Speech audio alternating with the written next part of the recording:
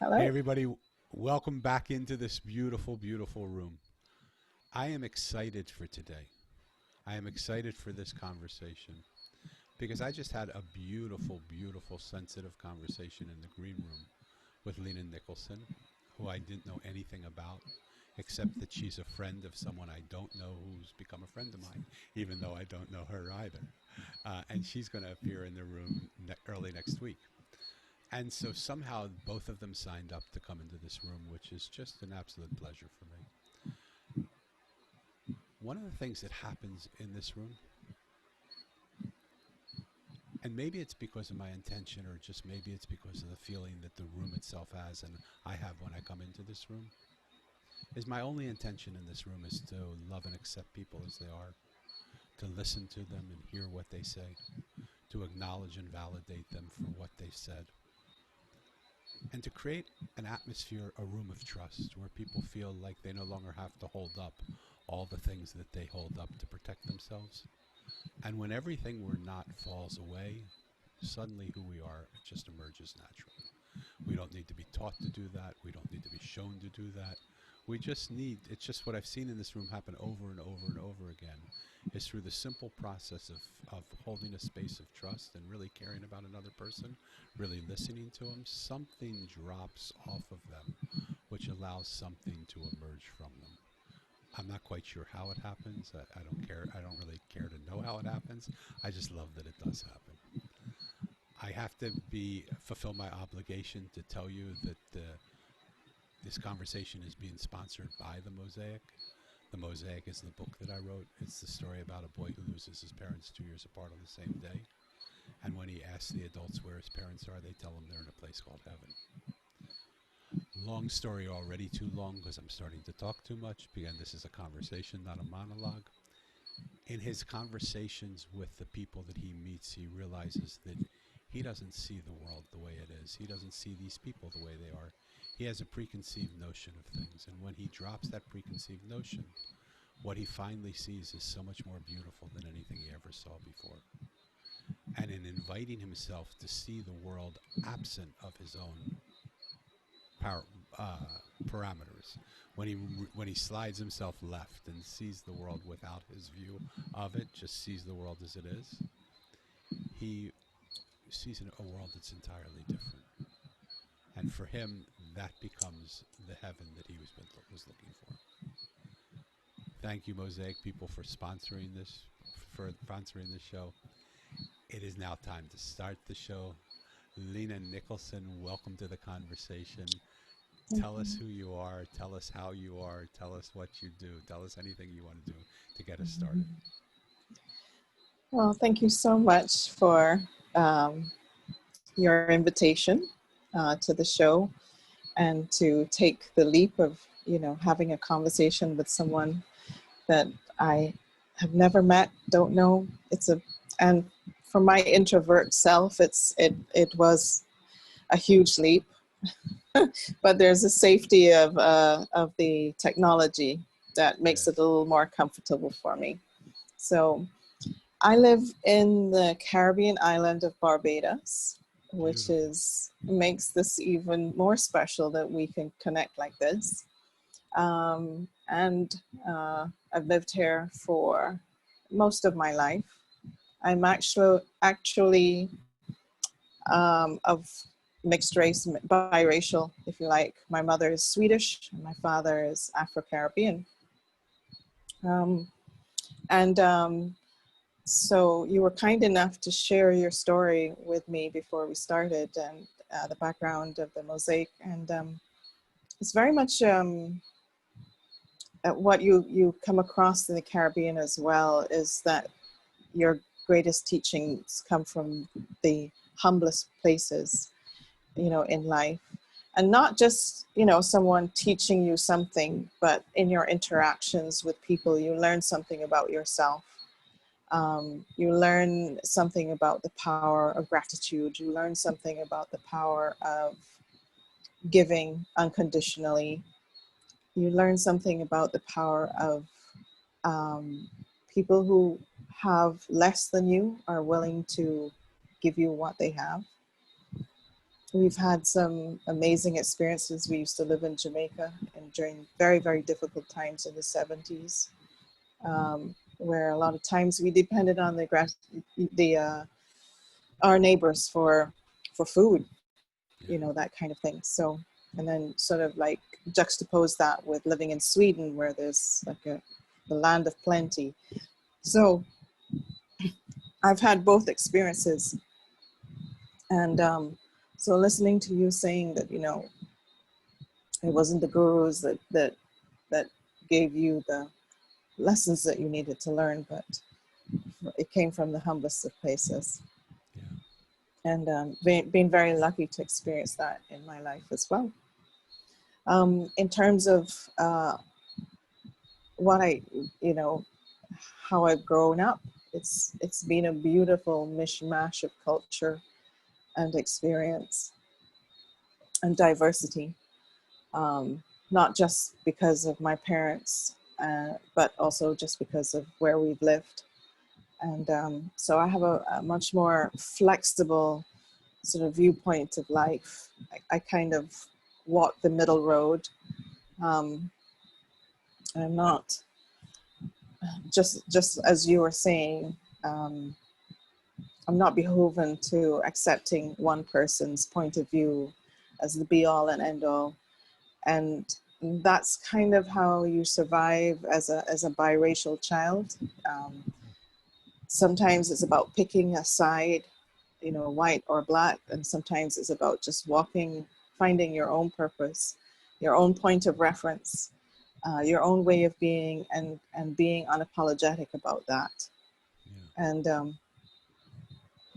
so again, that has been my focus, is not choosing a side, not choosing a guru, but accepting that every opinion is valid, everyone's viewpoint is valid, and that once I hold my own integrity and my own sort of true north, I'll be just fine.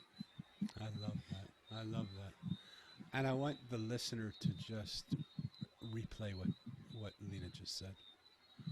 Because where is your true north? What would happen if all the voices that you listened to suddenly disappeared? What would happen if they were involved in a cacophony of sound that you couldn't even hear them anymore? What would you believe, devoid of all those voices? Could you have a place where you stand on your own inner strength, on your own inner core, and hear what your voice is saying? Are you quiet enough to be able to listen to that voice? And I just want to say again to the listener, just listen to what's happened in this room. We're about, 3 minutes in? And listen to the intimacy and the sharing and the vulnerability that someone who calls himself an introvert in a safe, protected room of a virtual room shares when she didn't have to share any of that, right? I mean, look how beautiful this person is that I didn't even know existed 10 minutes ago.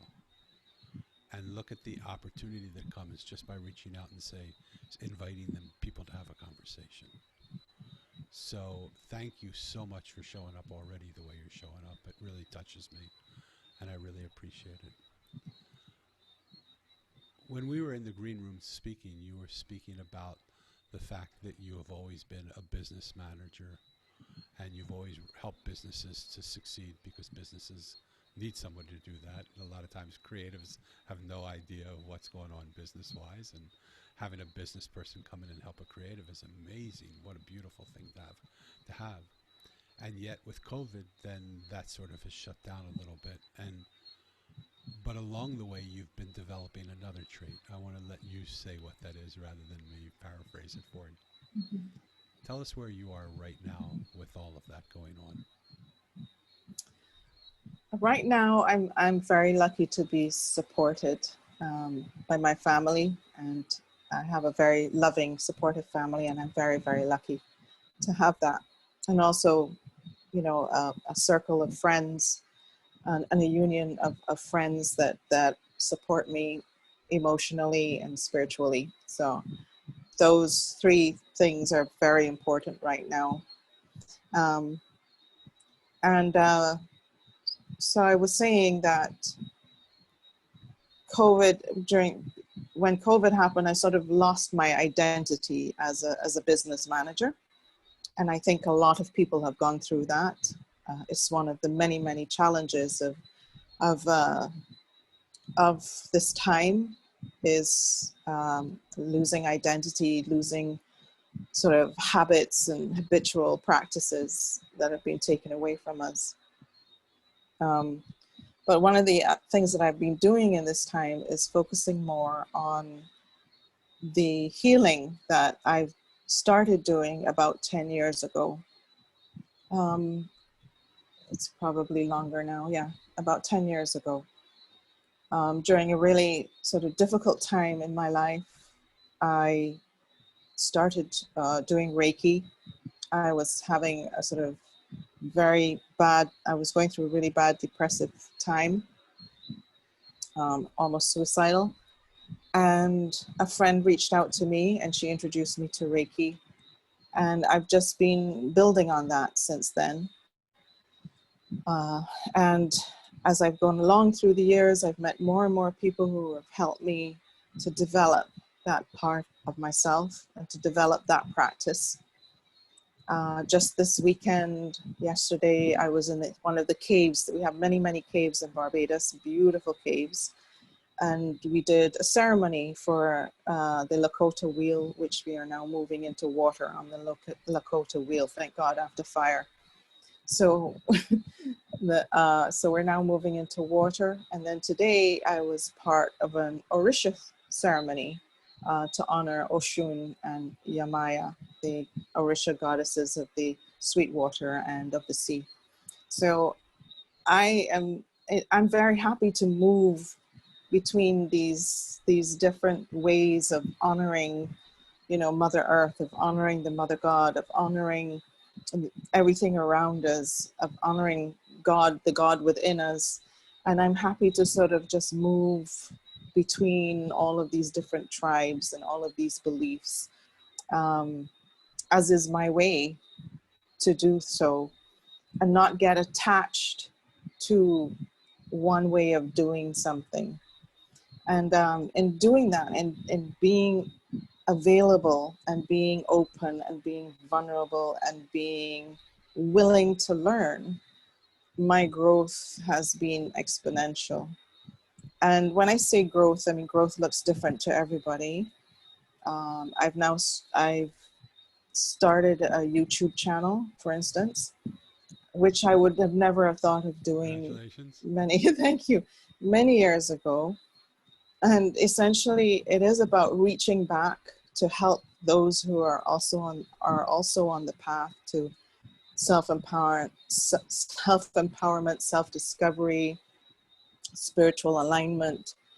So whereas before I would have thought, well, I don't know everything I need to know, I do know something. I know more than somebody who's just in the thought process. And so, I started to sort of like clear a path for them.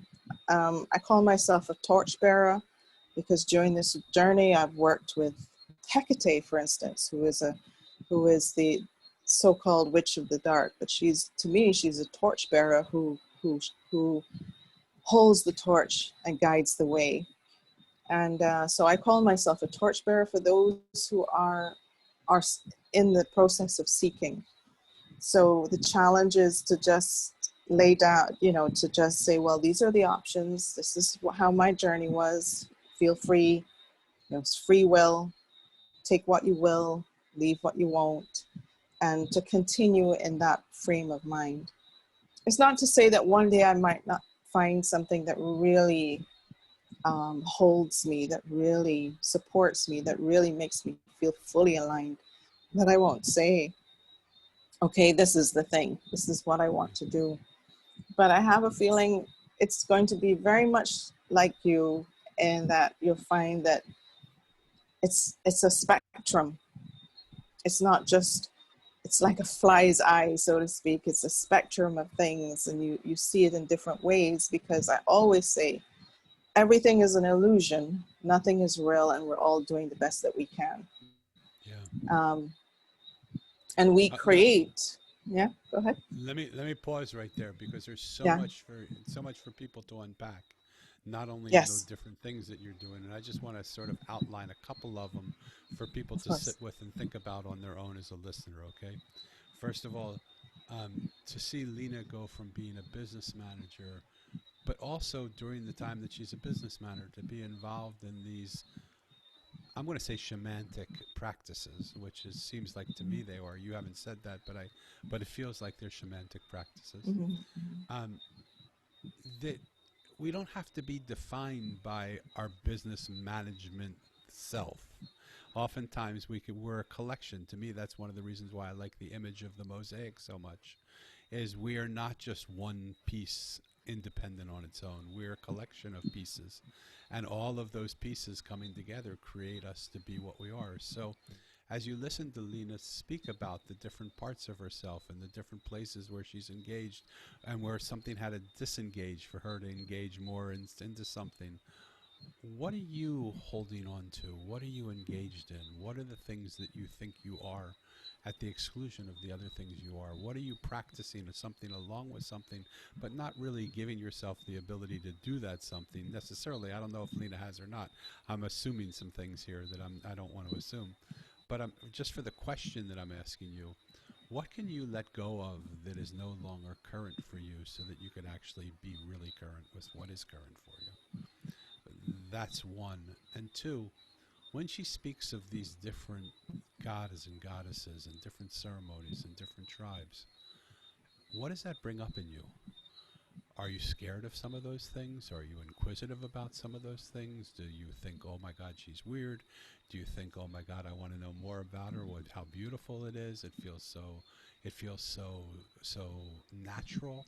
What does it bring up in you? And notice what you notice and what it brings up with you, and allow yourself to experience that. And as we go through the rest of the conversation, if you're scared, listen and see if your fear diminishes, because as you listen to Lena talk, there's nothing scary about her. Some of the words she say may be unfamiliar to us, but those are no reason to be scared. People speak unfamiliar words all the time. We speak different languages, for God's sake. We don't understand what some people are saying in different countries, but that doesn't mean we have to be scared of them. Or are we scared of them? So take notice of what you notice there. And finally, what do you allow yourself to experience when you allow yourself to experience what you allow yourself to experience? If that makes sense. It made sense in my head. I don't know if it did coming out. But like when you take off the gridlock of what you think you have to believe or who you think you have to be, when you take off the identity of yourself of what you do, because you're not what you do. None of us are what we do, even though we put our identity in what we do and we think this is what we do. I'm a business manager. But that's not what you do. That's not who you are. That's what you do.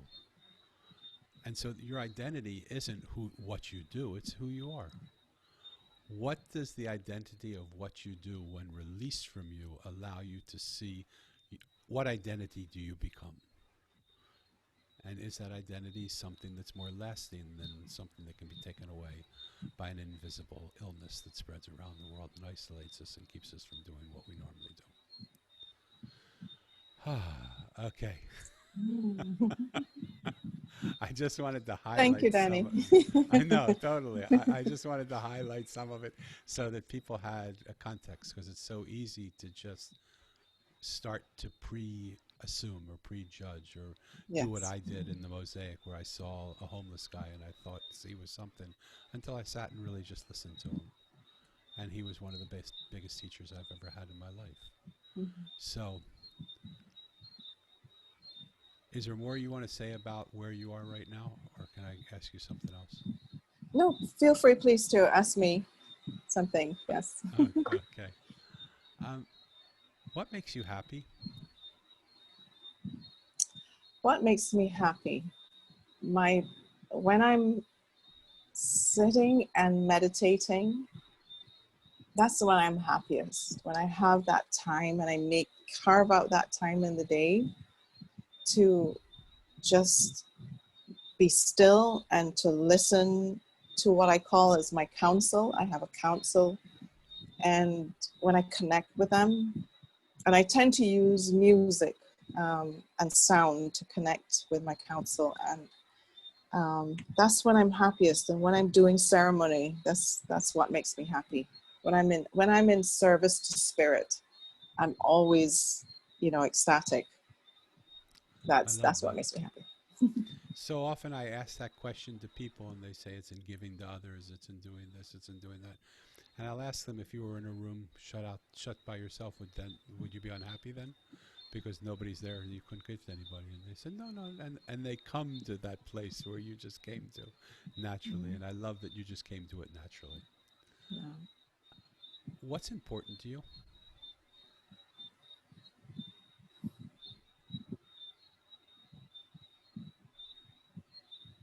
What's important to me is community wellness, I think.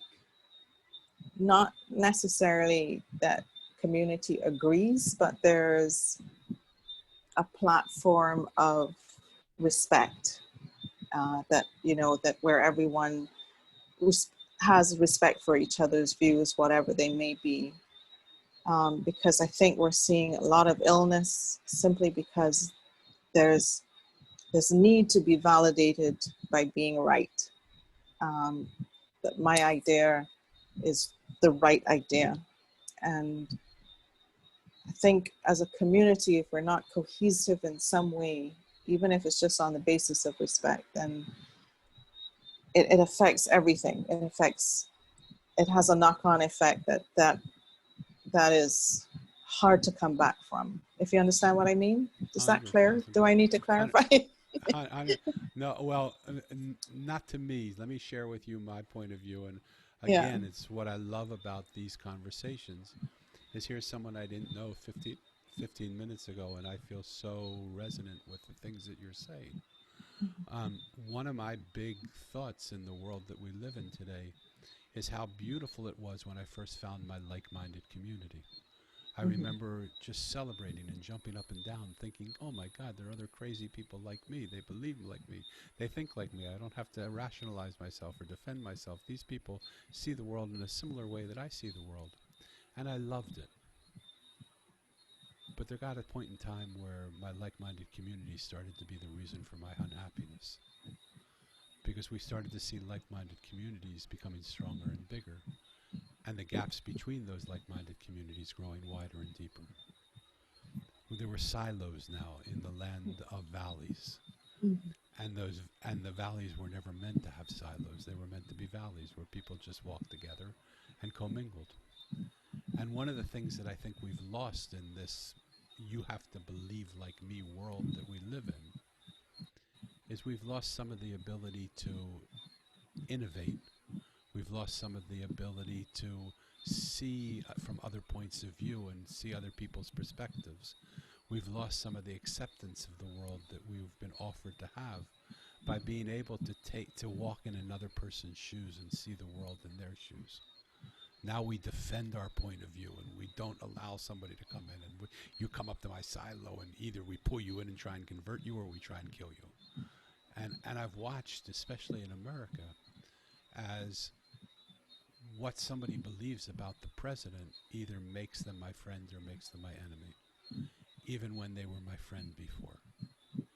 And I just don't understand why belief systems are what causes friendships rather than love for another, which is what we used to have, I think. So I think I hear you 100%, if that makes sense to you. Yes, yes. You put it far more succinctly than I did. I've never been accused of that before, so I appreciate that. that. I Um, think a lot of these thoughts that are having again are and the questions that are being posed to me are sort of like I know them, but it's hard to articulate kind of thing because I haven't yeah, thought them as much about it.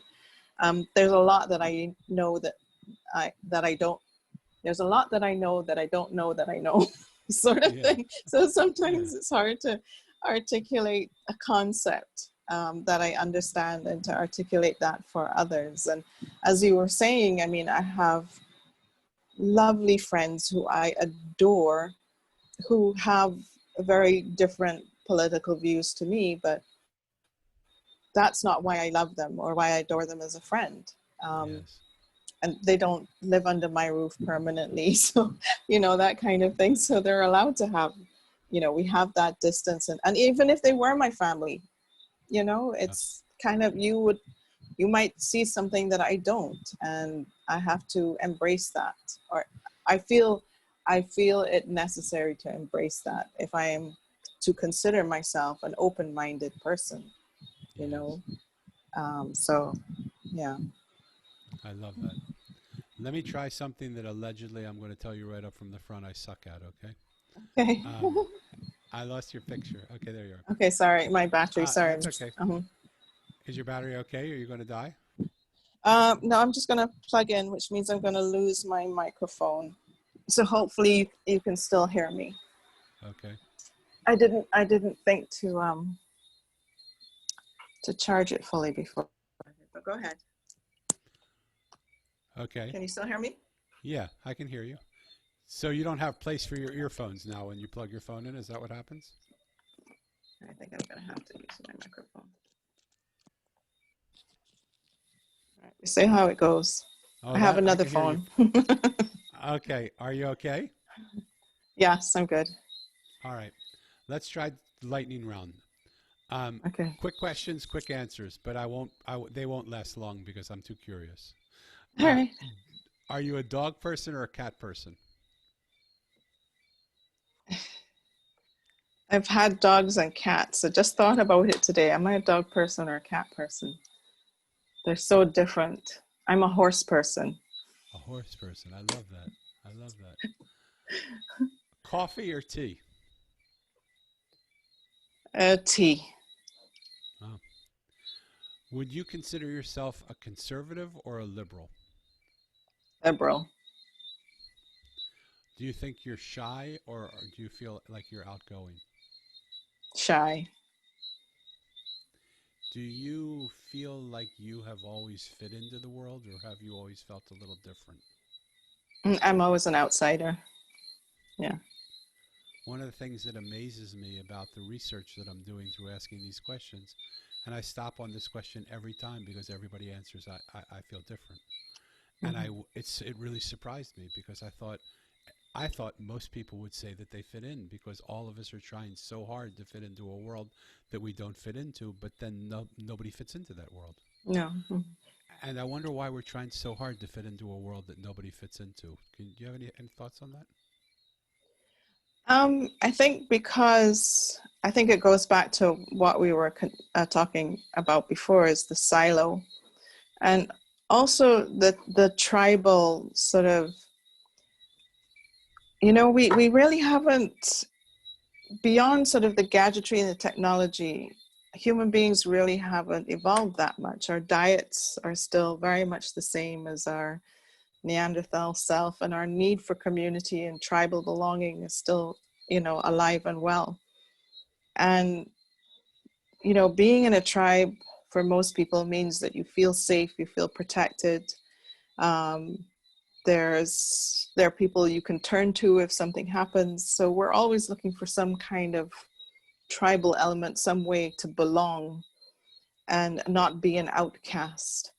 So even though I would say that I'm an outsider, I've still found a tribe of outsiders to hang out Yeah, with, you know what I mean? yeah, yeah, So we're always looking for that connection. Connection is very important, not just in our families, but also outside of our families. So I think I think we like to think that we're outsiders, but we still manage to find a tribe that has our same vibe, so to speak. yeah.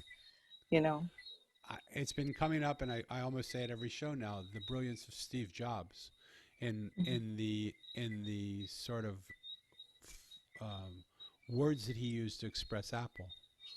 that these are for all the people who don't fit in, for all the people that are crazy Yeah. enough to think that. And when you think about it, you think like, why would he do that? You know, but he was on to something that I'm seeing more and more through this conversation. There's a huge tribe of people who don't fit in. Yes. And those are the people who are crazy enough to think they can change the world, and they just doggone will. and Exactly. and it's beautiful that he hooked into it, and it's sort of the anthem of what Apple is. And so even though Samsung might create a better product, I'm still an Apple person because I believe in their product, right? I believe in their philosophy, I believe in their way, because they capture who I am. Yes. um, what are you most scared of? Hmm. I'll be honest with you, nothing. Wow. Um, you know, I've been, I'm one of those people who feel I'm not afraid of death, for instance. Um, I always felt like I'm just trying to get through this life because I actually belong somewhere else, that kind of thing. Wow.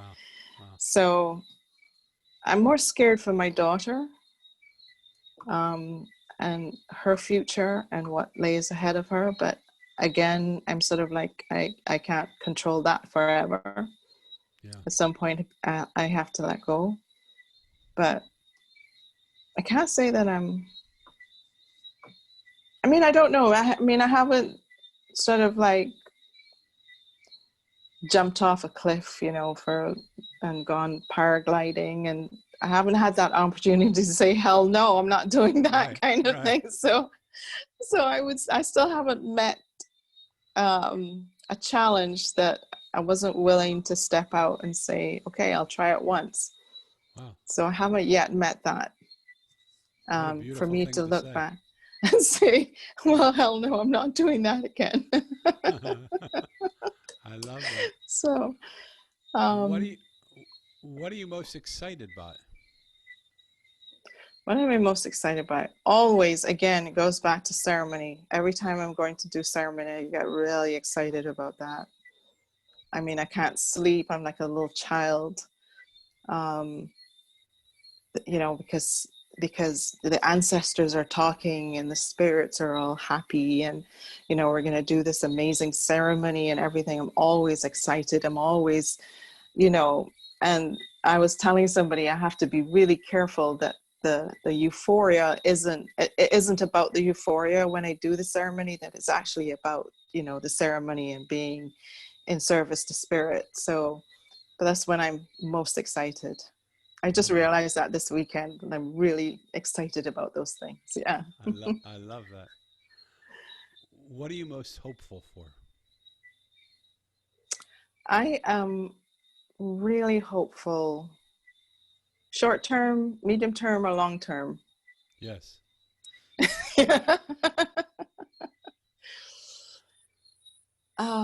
I'm hopeful that, you know, the world can move forward, um, for the better after this very dramatic, they use this word in management, pivot.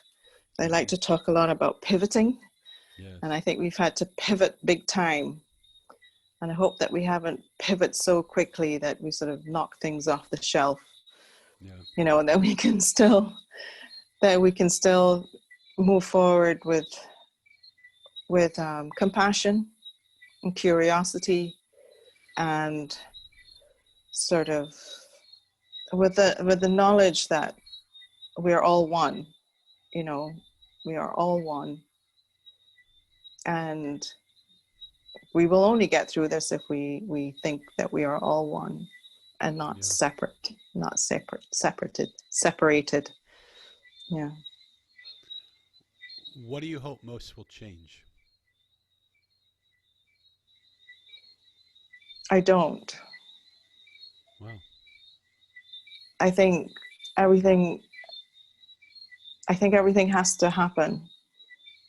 That there's a natural order, and everything has to happen as it is. I think that everything is imperfect. Everything is happening exactly as it should. Listener, jump in here.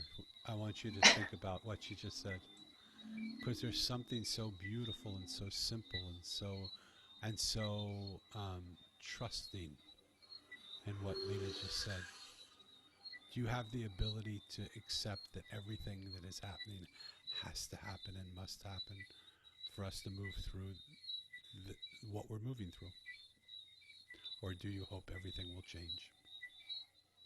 Great answer. Great question.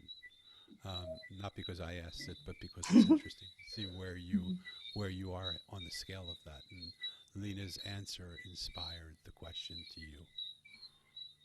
Um,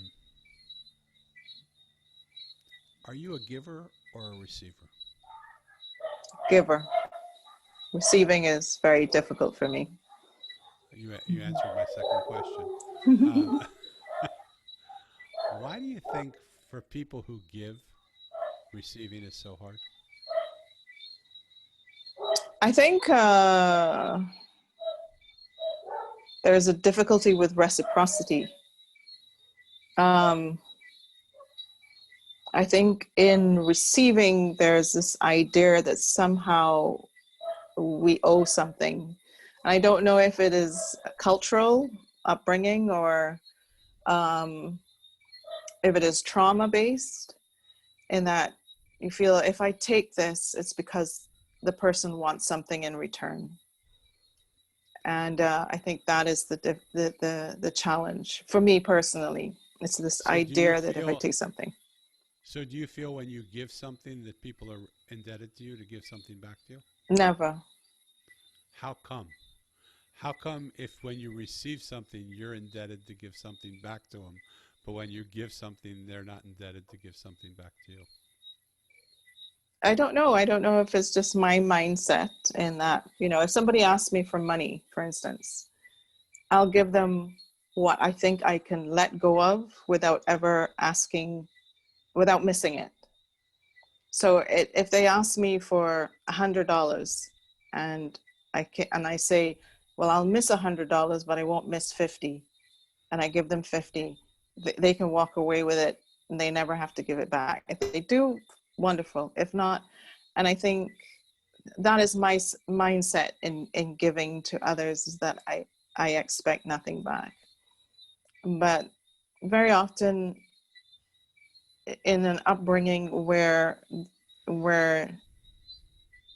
parents or friends or whatever, when they give you something, they want you to sort of like, I don't know. I'd be honest with you. I just don't know. So I understand that people often give with strings attached to their giving, Mm-hmm. but not everybody does that. No, And in giving love, don't you want to receive love also? Not absolutely. because not because you give love to receive it, but wouldn't you like to receive? Everybody likes to receive love, right? Yeah. In the receiving of love, do you feel like you have to give love back? Oh, yeah.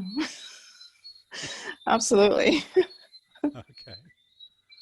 Have you ever been in a situation where you could receive something and it was a complete gift, nobody expected anything back from it? Yes. What did that feel like for you? It's always, and again, it's more that more happens in sort of my circle of sisters, where we're constantly giving each other gifts of one thing or the other, and it's all the gifts are of love and that kind of thing.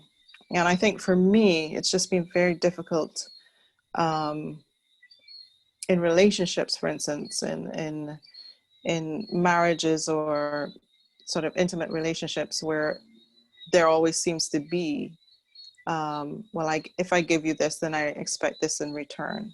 Well, Um, and living in a very patriarchal society where I live now in Barbados, that's more often than not the expectation. yeah, yeah. Mm-hmm. It One gets of the messy. Yeah, no, how could it not? Because, like, to me, that's not really giving, that's business deals. Correct.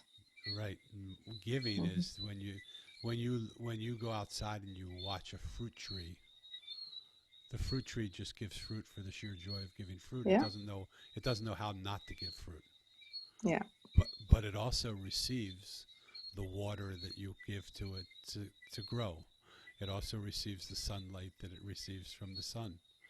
And that in without giving without receiving seems like it's burnout, or seems like it doesn't Hmm. fill itself. And Hmm. so, and I completely understand that when you give with strings attached to it, that it's not fun to give that way, and it's not fun to receive that. No. So, what would you suggest for people who give, because you don't give with strings, what would you suggest to people who give with strings as to how not to give with strings? Just to give for the sheer joy of giving. Um, what would I suggest for the joy of? Whew,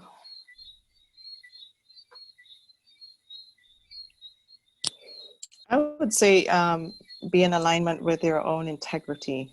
And when I say that, I mean know how much you can give without feeling resentful. And I think resentment is the biggest part of it. It's kind of like, you know, if I give this, I'm not going to get anything back. That's not giving. That's kind of like chucking something at somebody. But to know what you can give. I remember somebody telling me, you don't just give what you have, you give more than you have. And that's what leads to burnout. So knowing your boundaries, knowing your sort of having your own integrity, having your own authenticity, you know within yourself what is enough to give without burning yourself out. Because if you give more, then you end up just feeling resentful and used. So really knowing what the parameters are, what your boundaries are in terms of giving really goes a long way to being able to give without feeling depleted. Yeah. And I think that's a lesson that I have to learn, for myself. How courageous for you to say that in front of people. I mean, beautiful. I want to share a different perspective, not because it's right or wrong, or not because I want you to believe it, just because there came a certain point in my life, a time in my life, where I just got so tired of being a prostitute on the streets, basically just selling my wares, giving people my services, knowing that they had to give me back something, and Mm. whether that was money or that was energy, or it just became so ugly for me that I said to myself, I would never want that relationship with my divine. Like, can you Mm. imagine if the divine gave to us with the thought of how you have to give back to me commensurate? We would never get anything. I would never get anything because I'm not, I'm only capable of giving a small amount. And I said, I wonder what would happen if I gave like my beloved, if I gave like the one that I love most gives. Could I do that? Could I just give for the sheer joy of giving? And the fruit tree became my example. Yeah. It became the idea of this fruit tree. It gives to good people, it gives to evil people, it gives when there's nobody there to receive it. It just flops its fruit on the ground, and it splatters on the ground. It doesn't care. It's not about what somebody does with it or what someone gives back as a result of it. It's about the sheer joy of being in this flow of just giving. Because for me, when I ended up doing that, then I was capable of understanding how beautiful it was to receive back from people who gave in that same way. And even if they gave with strings attached to it, I cut the strings of those. And Mm-hmm. I just said, I receive this from you, not because I think you want something back from me, but because I know how much you just want to give this to me. And I so Mm-hmm. appreciate that. And I said to him, let's create that relationship together where we can give to each other. and not demand back. And I wonder what that would look like. Would you be willing to try and engage in that? And somehow it appealed to people's higher instincts. And maybe not everybody did it, but that was okay. I still gave to people who couldn't give back to me the same way. But so many people just wanted to give in that way as well. Yeah. Does that make sense to you? Yeah. And I think we're looking to be called to a higher place in our life. I don't know. I may call you up and say, I'm so frustrated. I keep giving to this person. They never get, no, I'm teasing, you know, who knows what, right? um, I want to be sensitive to your time.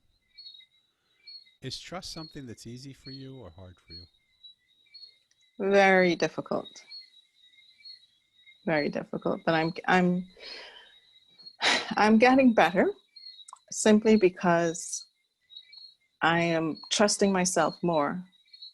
And I think if one of my things is that we all mirror each other.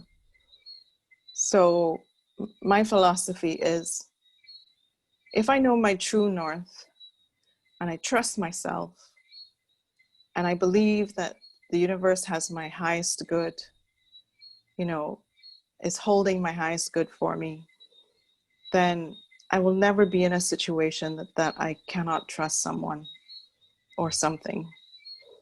And so I'm moving more into that now, where I'm sort of letting go my attachment to being right, and I'm trusting myself more about my decisions. I've made some horrible decisions in my life, and I've allowed horrible things to happen to me, and I think that takes away a lot of that trust. And I wouldn't say allowed, I would say horrible things have happened from people who I've trusted, and that has eroded the trust in myself, because you sort of question your own choices and your own decisions and that kind of thing. But I'm moving more and more into the idea that there are no mistakes in the universe, and that um, if I trust in spirit and I trust in God and I trust in the universe and I trust in myself, then I can trust anything that is happening outside of myself and in my realm. Yeah. So, for instance, when you opened up the invitations, I was like, okay, it's Yeah. Jessa. I trust Jessa, and therefore I trust, whoever she's aligned with, kind of thing. So, yeah. I love that. Because I was going to say to the listener, for someone who has a very, very hard time trusting, like Lena's telling us she does, have you experienced one moment of that in our conversation, listener? I haven't. And so sometimes the stories we tell ourselves are stories that we've told ourselves so long, for so often, that we believe they're true, even though they're really not true anymore. Because you didn't, I only have, they have a great saying, the American Indians have a great saying. They say, when the bird and the book disagree, always believe the bird. And, So true. and in this situation, when the woman who shows up in this room and the things that the woman in this room shows up who says about herself disagree, I always believe the woman who shows up in the room. And the woman that I've seen in this room is a beautifully open, beautifully vulnerable, beautifully trusting, beautifully kind, beautifully gentle person who is, I wouldn't say has much issues with trust. And it could be because we're talking through a computer. It could be because Jessa's, you think I'm a friend of Jessa, but I've never met her. We've only had Mm-hmm. some, text messages. Um, and so whatever you think it is, whatever you think created it, you can't take a non-trusting person, even with all those things that you think, and create a trusting person out of it. You can take a trusting person and rethink the equation and become and allow yourself to trust. Um, in my book, The Mosaic, the gardener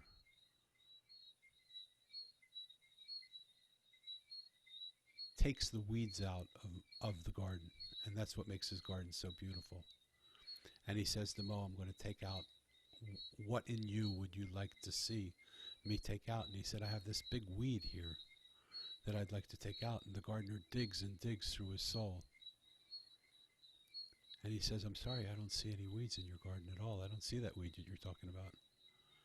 And Mo remembers that a thief had come to him earlier and said, I'm going to take something from you, and you probably won't even know it's gone until sometime you discover it later that it's gone because you believe so much that it's there. And that moment, he, with his eyes closed, he saw the thief holding the weed up that the gardener was looking for that hadn't been there for a while. I would like to be that thief for you who holds that weed up that says maybe that trust that you think you have is no longer there. And that you have trust. And the lack of trust you have is a weed that's been taken from you somewhere along the line, along your journey. And to allow that new reality to be, because it certainly didn't show up in this room. Thank Does you. that make sense to you? Yes, it does, indeed. Okay, all right. Last question, last couple of questions. I know both of these are important, but what do you feel is most important for you right now? Is it more important for you to be able to speak your voice and have a platform for people to hear it? Or do you feel like it's more important for you to be a platform for other people to speak and for other people to be heard through you?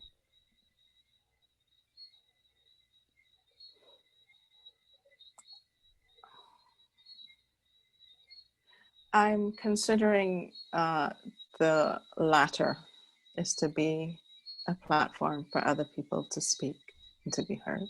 Yes. I love how wrong I got this equation. Because I started this whole show with the thought that there are 8 billion people in the world that have something to say and they want to have a voice, and I want to give them the voice to say that. And yet 90% of the people that I talk to, maybe it's because of the way I phrase it, maybe it just doesn't, it seems selfish in the way that my question is. I have to think how to ask the question. But I believe people have a voice that they want to be said, but everybody tells me they want to create a platform for other people to be able to speak so that they can be heard through them. I'm sort of, I mean, the channel that I'm building now is sort of for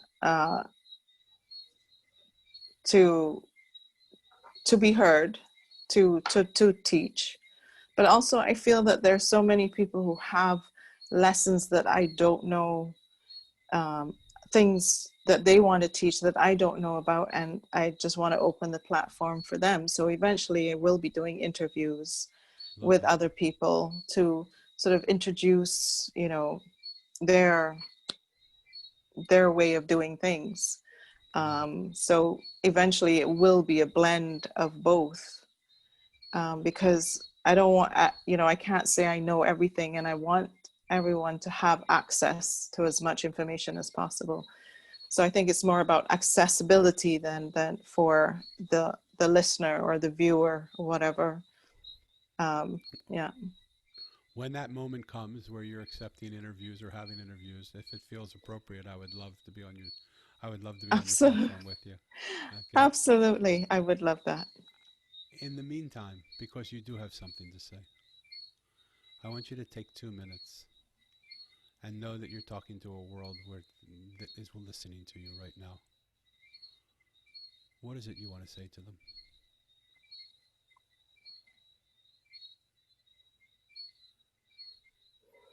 I want to say that within us, every single human being is the power to make positive change.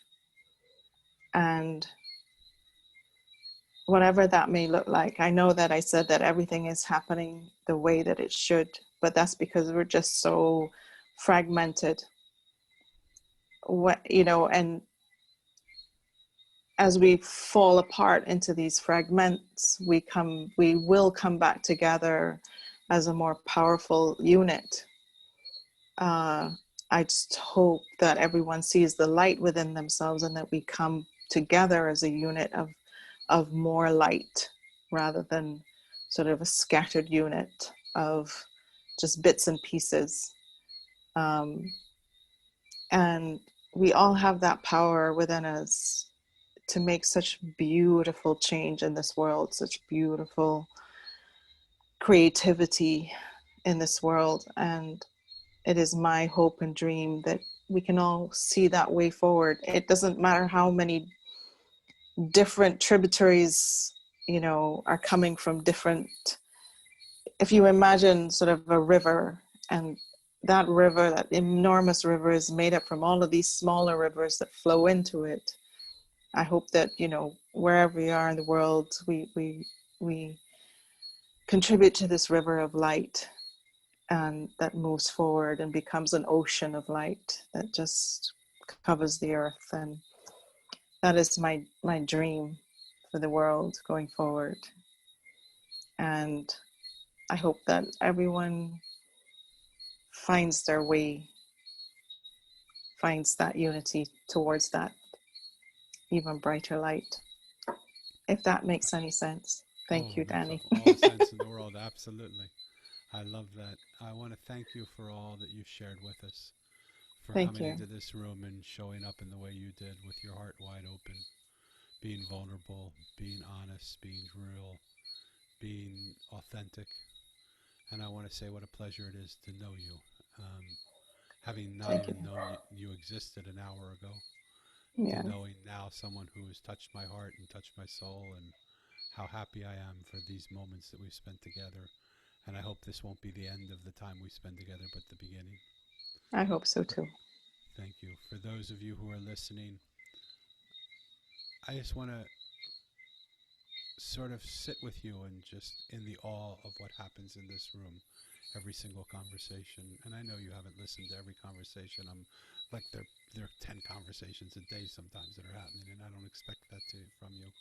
But the fact that you've listened to any of them is such a big gift, that you've given your time and that you've listened to them. If you're listening to this one and you like it, please tell other people you like about it, because that's what we do. When we like something, we share it with the people we like. And when we do that, things that we like start to grow, because the people that we like share it with the people that they like. And suddenly a movement happens and something happens. My goal is to create a revolution of listening, where we literally sit and just listen to people speak, where we hear what other people are saying, where we get a chance to not speak as much but listen more. And in listening, that we create a world where we become friends with each other. Lena wasn't someone I knew an hour ago, but now she leaves this room as my friend. And when we live in a world of strangers, the world that we live in is a strange world. But when we live in a world of friends, the world we live in becomes a friendly world. And this world could use with us being a friendlier world than it is. I want to invite all of you and challenge all of you, even more than that, challenge you to do it and let me know that you've done it. To go up to someone you don't know and just ask them how they're doing and spend 10 minutes with them. Not trying to help them, not trying to fix them, not trying to teach them, not trying to convert them, but just listening to them and loving and accepting them and understanding them, hearing what they have to say, acknowledging what they said, and validating them for what they said. And I wonder what that will do for you. I wonder what that will do for them. Lena, is there one last thing you want to say before we leave? I just want to say thank you again, Danny, for having me. I really appreciate it. It really was uh, eye-opening for me to have this conversation, because you've asked me questions that I've actually had to think about, you know, how I feel. Um, and thank you for asking me, not asking me what I do. I Yes. appreciate that. Yeah. Uh, and thank you so much. It's been a wonderful experience, and you know, helped me to step out of my little circle. So thank you so Yes. much. I thank you for the honor of getting to know you. And it Yes, really is an honor. So thank you again for showing up. To those of you who were watching, thank you for showing up. thank And you. until the next stranger comes into the room, be kind to each other, Be love each other, kind. listen to each other, be gentle with each other. Let's not be strangers anymore. We don't want to live in a strange world. We want to live in a friendly world. So let's create a friendly world by inviting strangers to become friends. What did it take? A few minutes in this conversation? Not even. And an hour long conversation, we feel like we could easily go out to have for coffee, go out for, you know, a drink, go out for whatever, go out for dinner, go out for anything, go out to take a walk. It's so easy to become friends. Why not just do it? Until next stranger comes in, be kind. Thank you, folks. Bye-bye. Bye bye.